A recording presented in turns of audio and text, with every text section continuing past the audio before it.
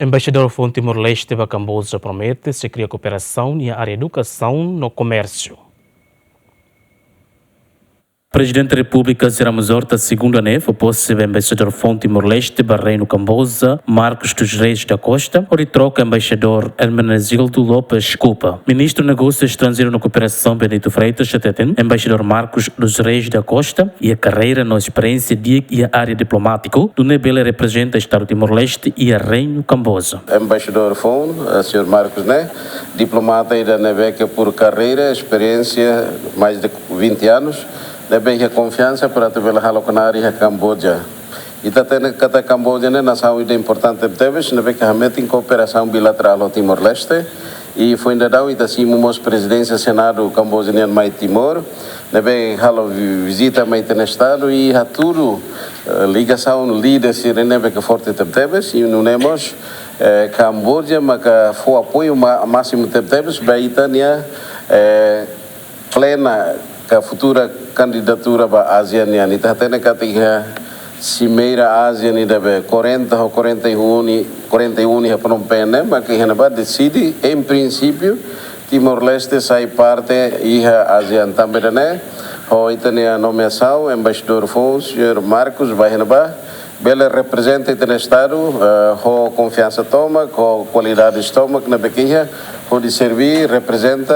promove interesses do Estado timor-leste e a cooperação bilateral país Ruané, Camboja e Timor-Leste. Embaixador Marcos Chateten, durante o mandato, se cria cooperação com o Reino Camboja, Liu e a área de educação no comércio. Além de se cooperar na FAT no Camboja, a tu continua a apoia Timor-Leste e a adesão para membro pleno ASEAN. E também em relação ao Camboja, de actividades e também a cooperação e a área educação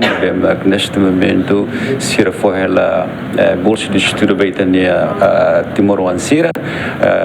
neste momento a bats kedua se nessa nuluma que ihanaba atu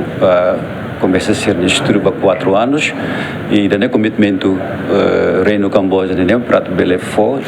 bolsa de estudo baita ne prioridade bem que tare e também se a cooperação em agricultura no nosso comércio que hatene que até kita durante nemos kita rola força se Camboja então kita tenta para hari itu cooperação irane atau bela larga liutan liliu terbuka faz experiência com Camboja e a área cultura niniana também sira ia matene que sira ia conhecimento dia que sira pronto atau vai faz experiência no Timor-Leste e estamos ia buat barak também estamos belo oferece ia liu ia mos experiência ninian ia energia ia mina nomos gas ninian sira mos hakar atau aprende husita e sira mos pronto para tu aprendemos Timor-Leste parte e reconciliação yang bem kita halo dia que teve só itania países vizinhos e temos parte referência de que será ponto hakaraka bukatu